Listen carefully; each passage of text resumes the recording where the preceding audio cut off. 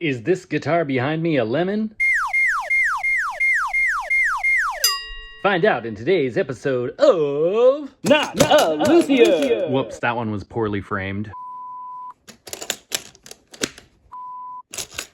Hashtag movie magic. Customer states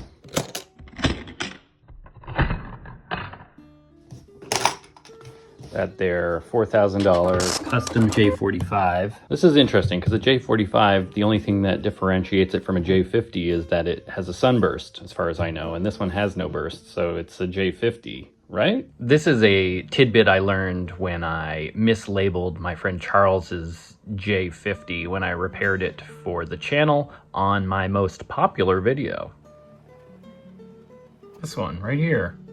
Fun fact, my least popular full-length video is Guitironing Board. It's not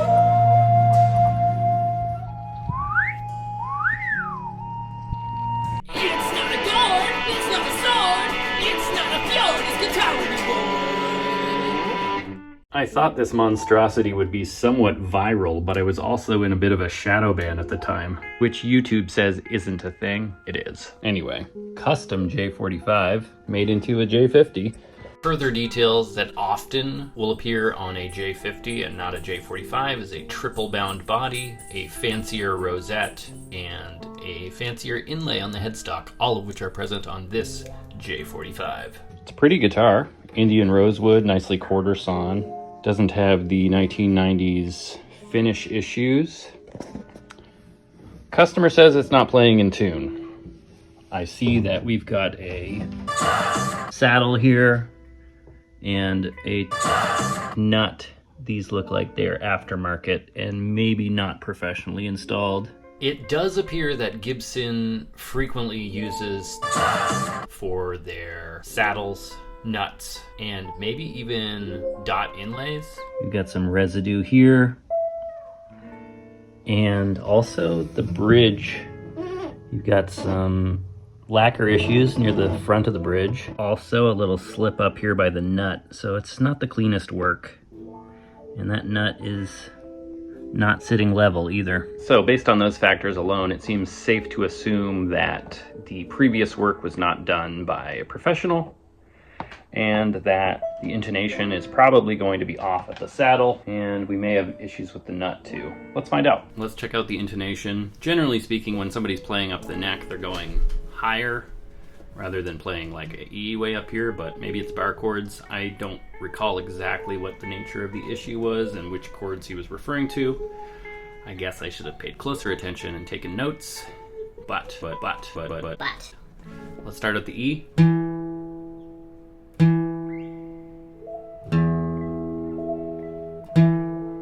Okay, we're obviously a little sharp on that. Sharp on the A. Thumbs down. I don't like that.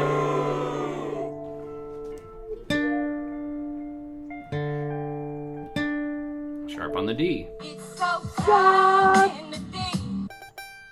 A little flat on the G. We're sharp on the B and sharp on the E. Okay. Another thing I'm noticing is some unwanted relief in the wrong part of the fretboard and no fall away.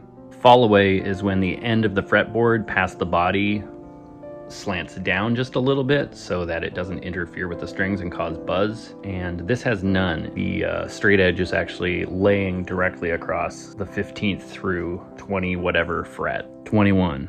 This thing is old enough to smoke cigarettes in America and drink alcohol. Actually, maybe you can get cigarettes at 18 in the US. Trump actually made it 21, so props to that, because cigarettes are fucking stupid. Obviously, do whatever you want, freedom and all that bullshit, but letting kids get addicted to cigarettes because they look cool, well, that kind of sucks. Speaking of things that suck, have you guys heard of a site called Social Blade? They track statistics of social media sites and rank you and all of that stuff. And they say by 2026, I'll only have 40,000 subs, which is awesome. I'm so grateful to everyone who subscribed, but I also get over 100,000 unique viewers per month. And if everyone subscribed, well, then we could hit 100,000, I'd get a stupid ass play button, and I'll turn the stupid ass play button into a guitar. And I realize that's like the most YouTube-y thing you could possibly do. But I looked it up, and no YouTube luthiers. Oh, Buggy's barking.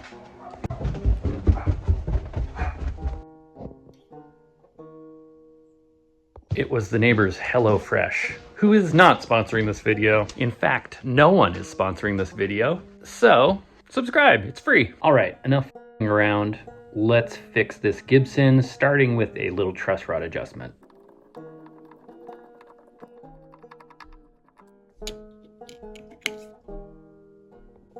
Yikes. It's kind of ugly. It's starting to feel sus. I'm gonna look this up.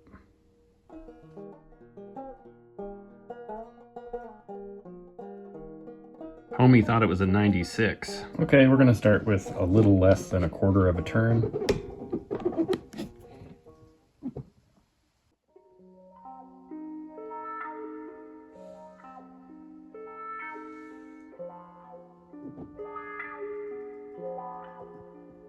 Did approximately 2/5 of a turn. And it seems to have disproportionately affected this portion of the neck, pulling it back. And so the second, third frets are too high comparatively to the rest of the plane. And so we're gonna slacken it a bit more and compromise on the overall action.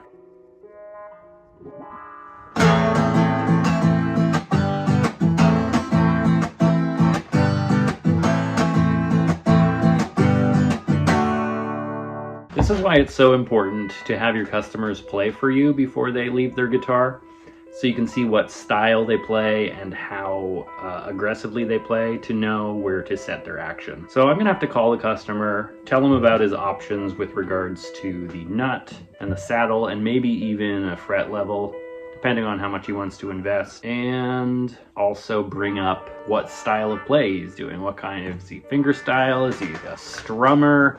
Is he playing way up here? Is he playing jazz? The action is definitely lower now since I adjusted the truss rod. Is anybody else seeing this?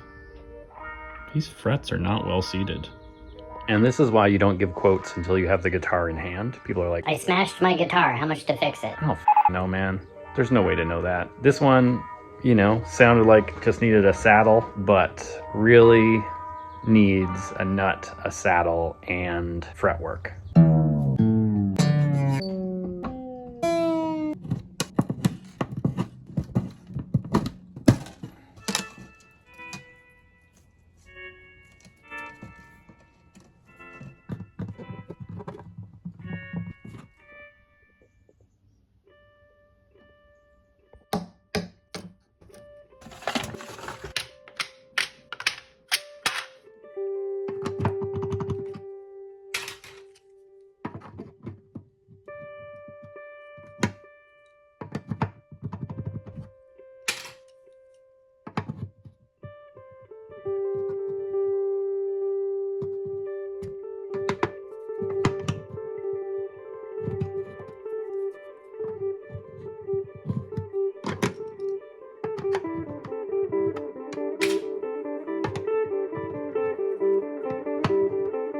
At this point I picked 3 that fit snugly, and I just need to find the one that's going to be snug all the way up and down. This one's a little loose on the ends. That one's nice and tight on that end. I think might be good. This one might be good. This one we'll get rid of. Ooh, yeah. Okay, that's our guy. I like to pick one that's super close to fitting, but a little too snug, and then you just do a little dialing in to get it snug, and then you can shape it.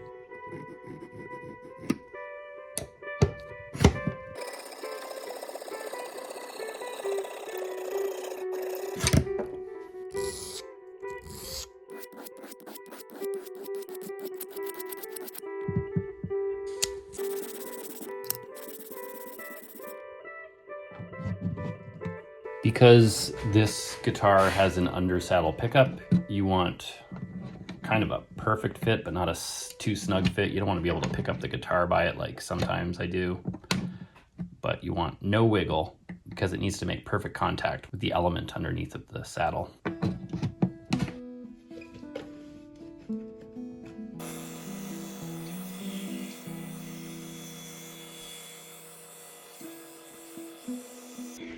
Now this is the really important stage where you don't put it down anywhere stupid before you get back to the guitar. And we are just gonna leave that for now because until the fretwork is done and the action is dialed in, we're not gonna know exactly where the compensation is going to be in the saddle height. So let's make a nut, worry about the frets, etc.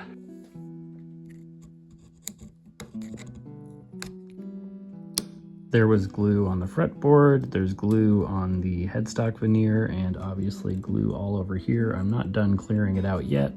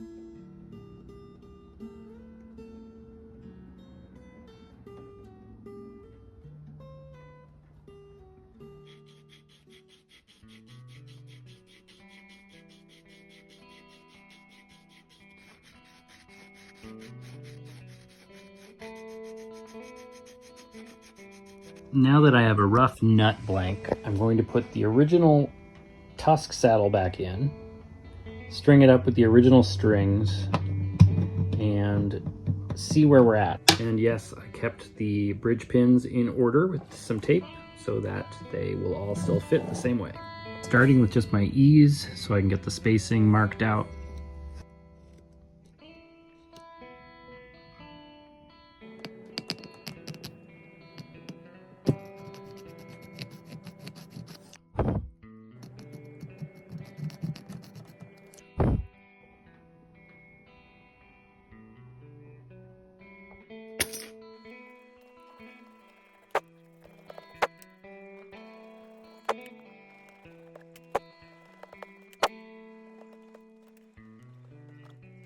Okay, I've got the strings back up to tension, and now I'm going to adjust the truss rod.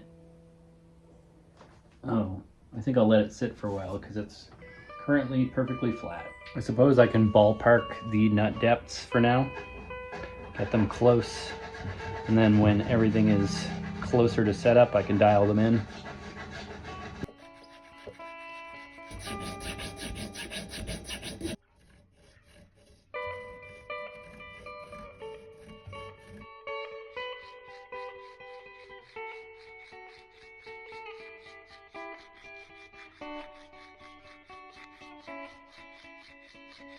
So the deeper I delve into this guitar, it would seem that the factory placement of the bridge saddle is too far forward, and therefore almost all of the strings to intonate need to be on the back edge of the saddle. I have the intonation and action height ballparked, but now I have to put on the actual strings because it's not going to be accurate if I don't use the strings that are actually going to be strung on the guitar.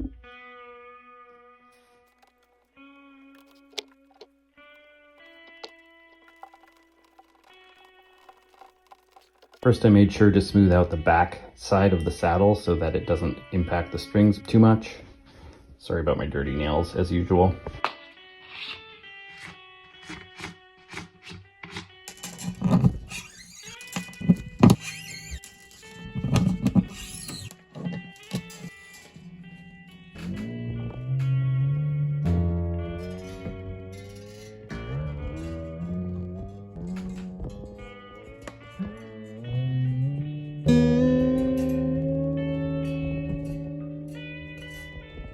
Okie dokie, now I'm going to bring the nut action down a little closer to final values. We're going to start with about a 0.02 or half a millimeter, and maybe bring down the treble strings a little further.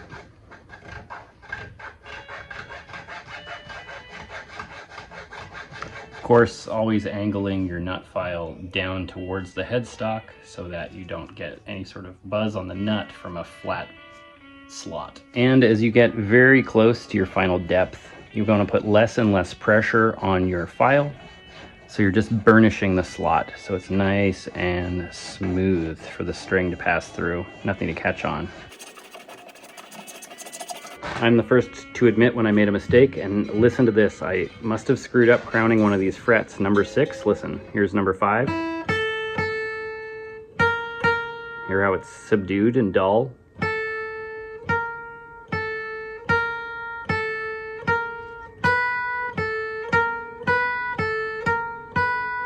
That means that the crown must be a little too flat, and I need to re-crown the 6th fret. I've compensated almost all of the strings to the very back of the saddle, and they are still ringing out sharp.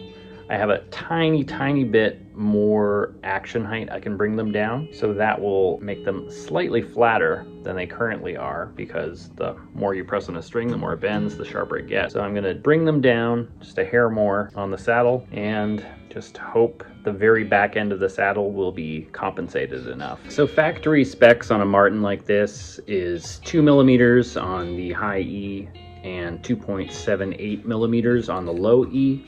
And right now we are higher. We are at a hair over 3 millimeters on the low E and 2.25 on the high E. So we can come down a little bit on all of them, and that will make them slightly flatter. So that's next.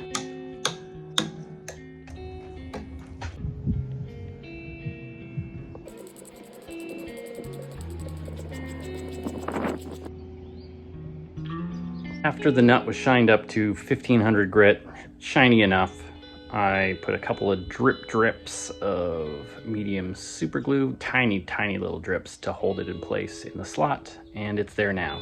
I didn't tape it because super glue dries fast. I also didn't tape re-crowning and re-polishing the 6th fret, but that is done now. Both the 6th and the 12th fret are still ringing out dead.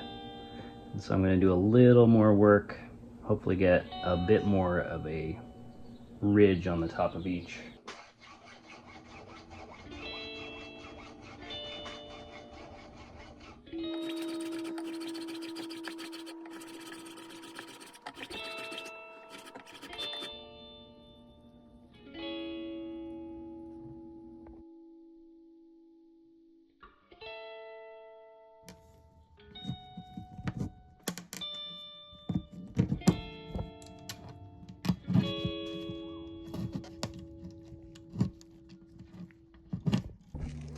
All right, at this point, I adjusted the saddle, I re-crowned the 6th and 12th frets.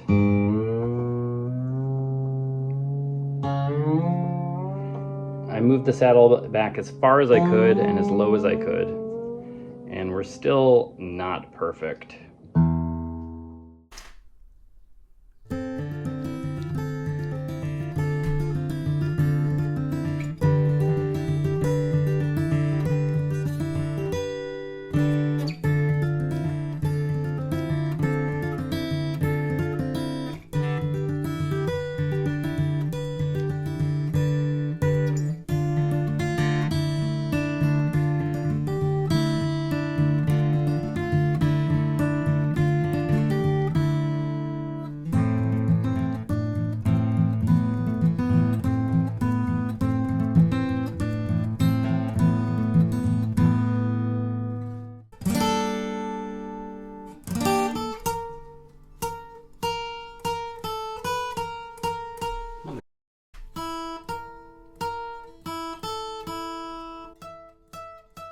It's always the easiest jobs on the nicest guitars that turn out to be the worst ones. This one is so much better, but no matter what I do to the 6th and 12th fret, they're still ringing out pretty dead. As you can probably tell, it's also super hot, which is frustrating. And yeah, don't know what to do. On jobs like this, oh, there's sweat in my eye. Am I supposed to say, that's okay, I don't mind? On jobs like this, there are times where I just want to give up. Well, I mind big time. And give the guitar back and charge a extreme discount or nothing at all. Because, yeah. Well, I finally pulled my head far enough out of my ass so I could actually figure out what the problem was, and the reason it's ringing out dead is because the fret end is loose. So, glue and a clamp, and we should be solved on that one. Well, I feel like an idiot. But sometimes you haven't had an issue in so long, such as a loose fret causing dead notes, that you forget. Glad I remembered. This video brought to you by large gloves and Lloyd's and super glue and Gibson. Well, it's brought to you by none of those. Okay, speaking to the theme of this video, is this guitar a lemon? Well, I'll leave that up to you, but it did leave the factory with a misplaced bridge or saddle. It's irrelevant which. And it's only 16 years old, and a large portion of the frets were no longer well seated. A variety of factors may have contributed to the frets coming up, but it seems unusual. And, you know, it's a Gibson, a nice Gibson with a nice case. It's probably been babied to some extent, so who knows?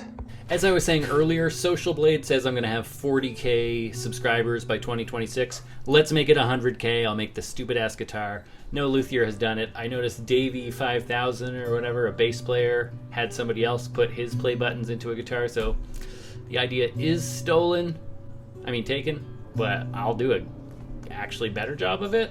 Anyway, subscribe, that's all I'm saying. Please, please.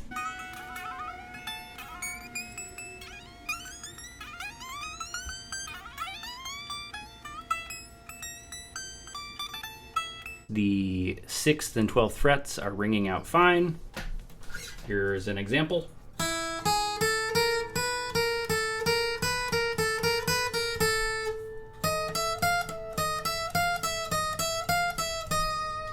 Now the only thing muting them is my dumb nitrile gloves.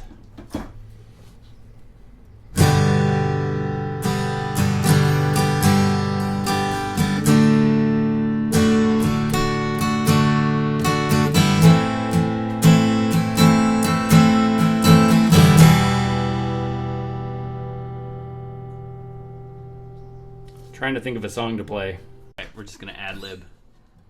This old Gibson, it put up a fight.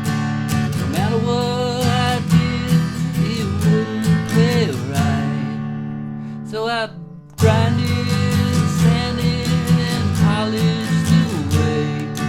Now finally this guitar can play. And this is what it said. I'm a guitar, I'm a guitar.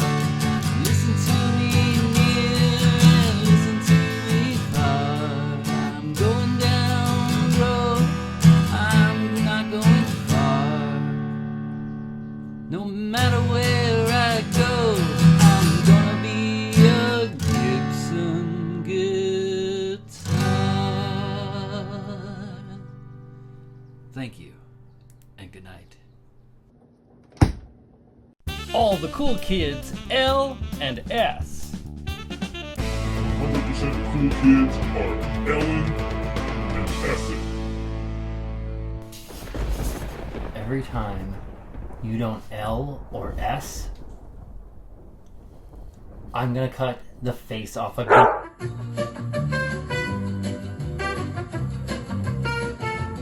You understand me?